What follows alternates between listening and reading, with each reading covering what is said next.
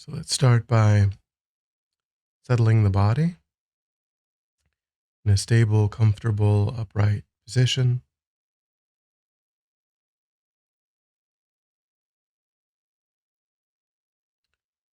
So we keep our feet flat and our back straight.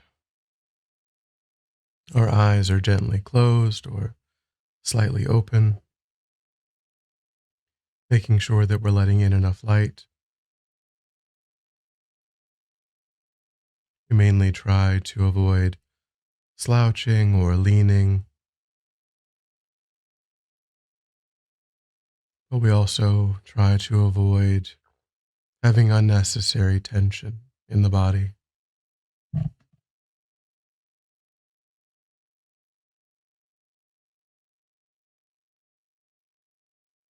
So just allow the body to settle into its own stable, comfortable, upright position.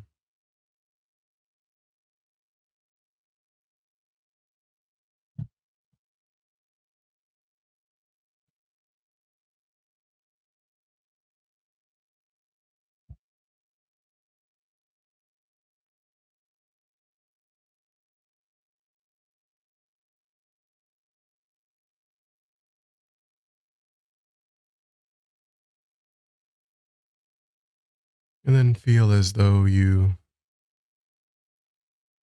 withdraw your engagement with the world around you, no longer attending to sights or sounds in the environment, and letting go of any thoughts of the past or any plans for the future. You're just holding your awareness to the present moment.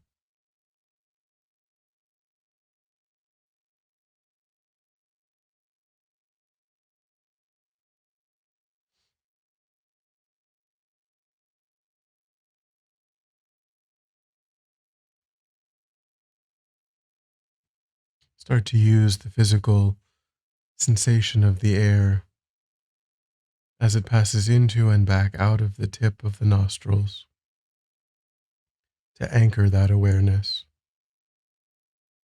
trying to attend only to that physical sensation, letting go again and again when anything else arises in the mind. Just gently lifting your awareness from that distraction without judgment or frustration, and placing it gently back on that physical sensation.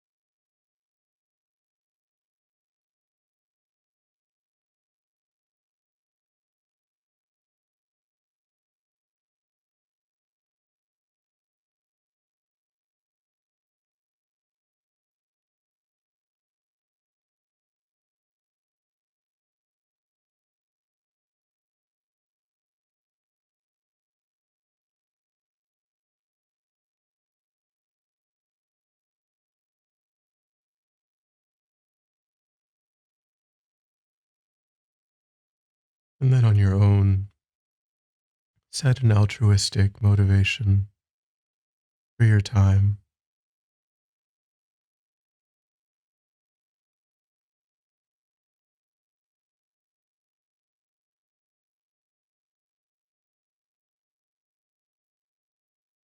intentionally expanding your circle of concern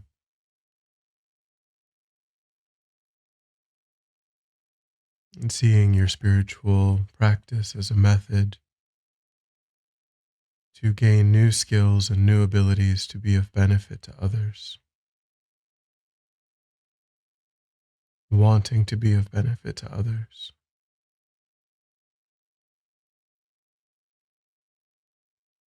and thinking that that is the principal purpose of your time.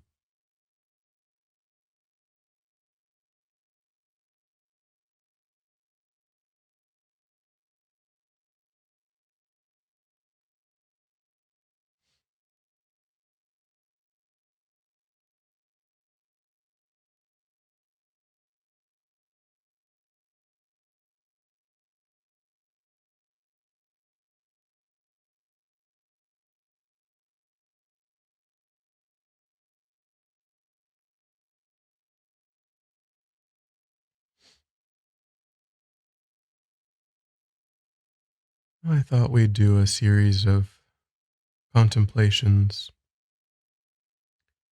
looking at each of the four noble truths.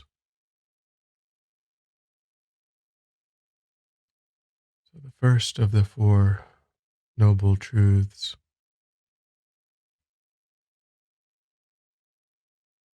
can be understood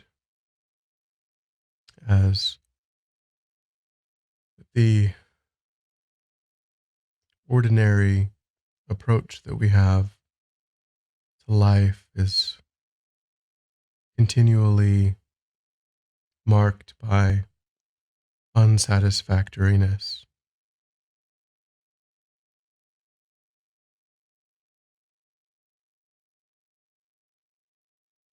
That if we approach our lives, in a materialistic, externally focused way, then we will meet with obstacles and difficulties and a pervasive sense of never truly being satisfied.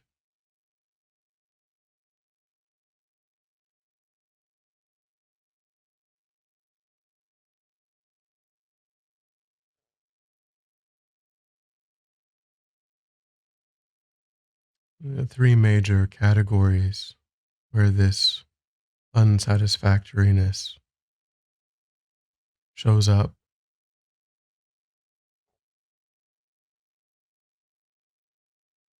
The first is called the suffering of suffering, or the suffering of pain.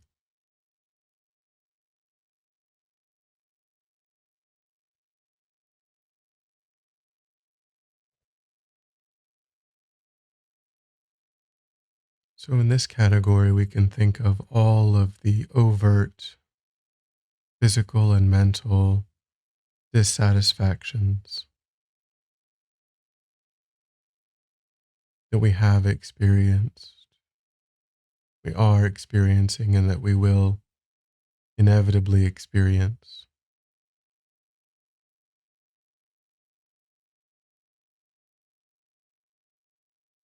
Any undesirable, unwished for experiences, being separated from what we enjoy, not being able to meet with what we enjoy, meeting with what we enjoy, but not for as long as we would like.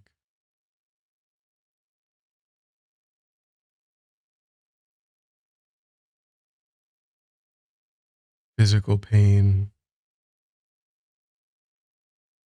mental distress, anxiety, depression,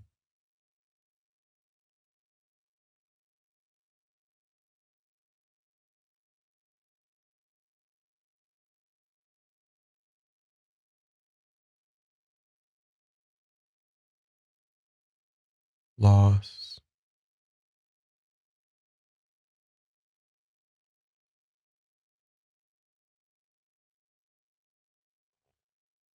So try to think about the kinds of difficult experiences in this category, even the aches and pains that we may be experiencing right now.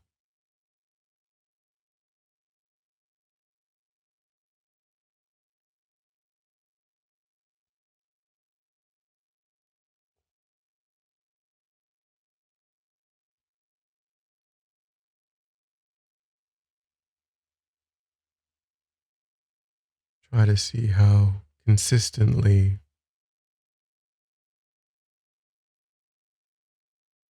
we meet with these undesirable circumstances.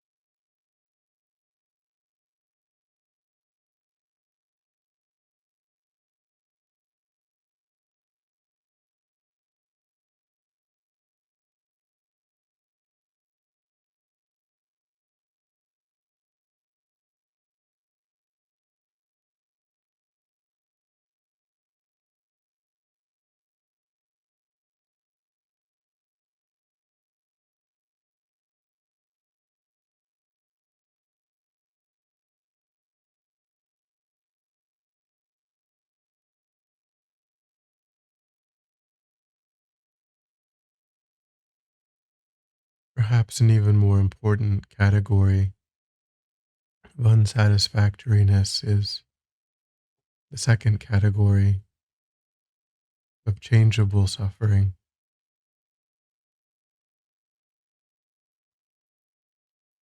In this category, the trouble is that everything that the Buddha puts in the category of that which causes changeable suffering is something that an ordinary person puts in the category of that which causes happiness.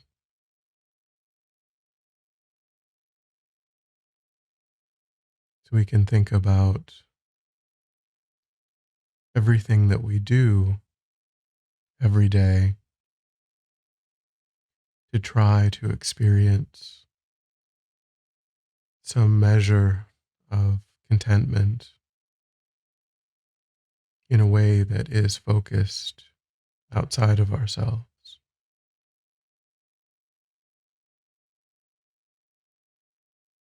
Often we try to eat something pleasant or drink something pleasant or go somewhere, talk to someone, engage in some activity. We try to distract ourselves.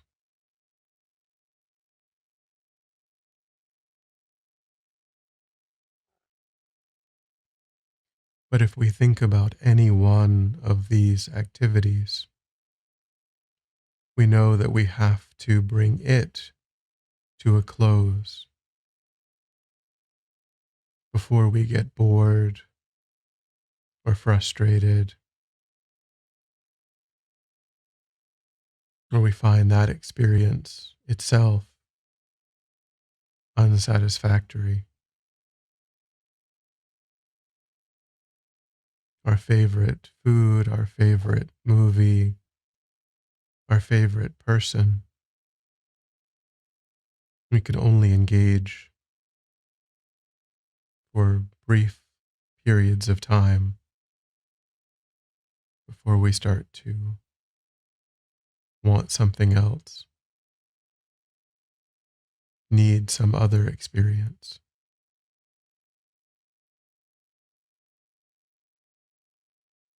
So these things that we label as happiness, if we were correct, could only bring more and more happiness.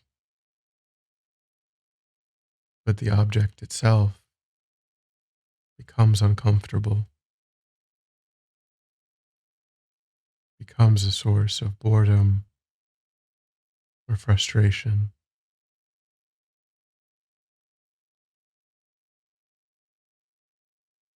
So we're mistaken about the nature of the object.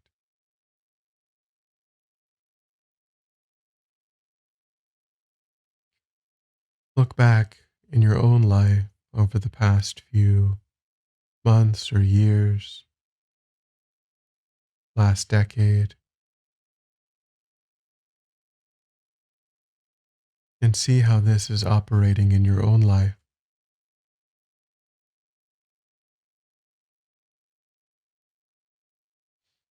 This fundamental misunderstanding of what truly brings happiness.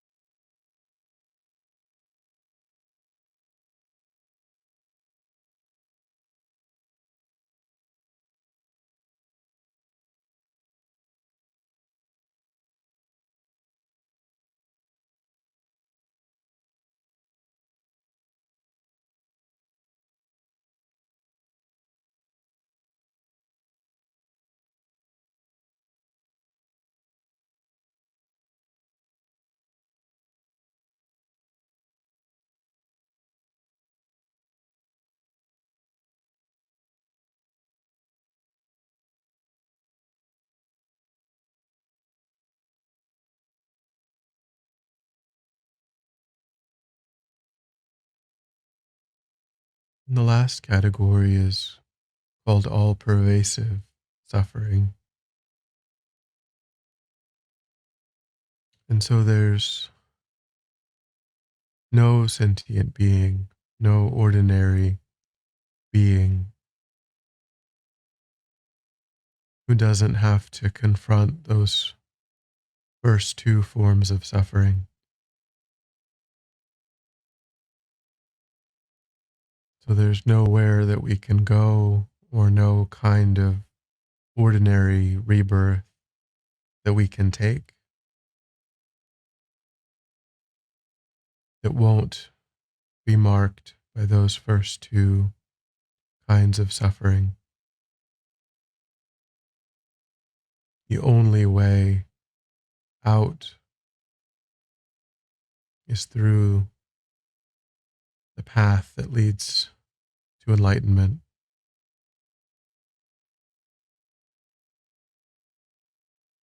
This is true of ourselves and all sentient beings.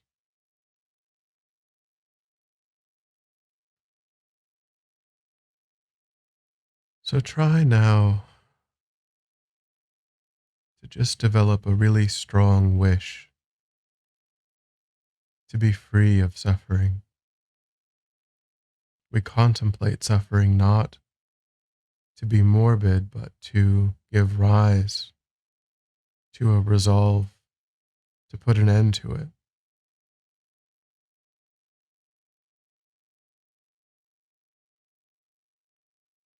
So think about the first noble truth in your own life and then in the lives of all sentient beings. And try to develop a strong aspiration to put an end to it not only in your own life, but also in the lives of all sentient beings. Recognizing it's the other noble truths that will show us how to do that.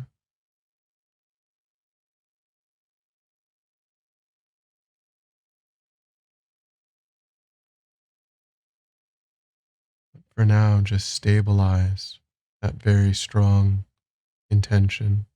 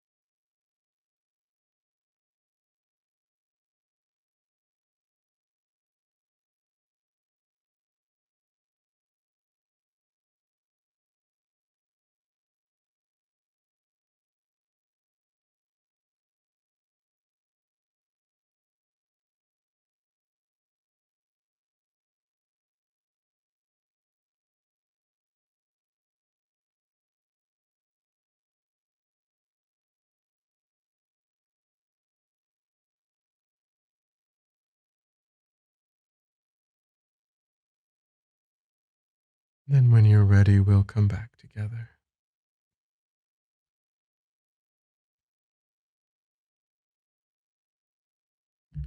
And then we'll dedicate. So recollect that altruistic motivation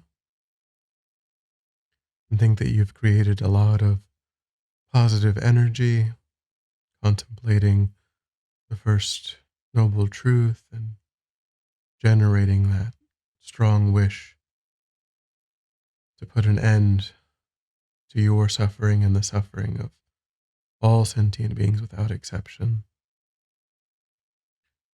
You think that this positive energy, you dedicate it to ripening such that you will be able to put an end to your suffering and the suffering of all sentient beings. Thinking strongly that it will serve as a cause and condition to arise in the state of enlightenment, to give you the skills and the abilities to lead sentient beings out of suffering and into a state of perfect happiness. And by practicing in this way, I think that all of the obstacles to the Guru's long life are completely pacified, and that you and all sentient beings are guided and protected by the energy of the enlightened beings from this moment until your swift enlightenment.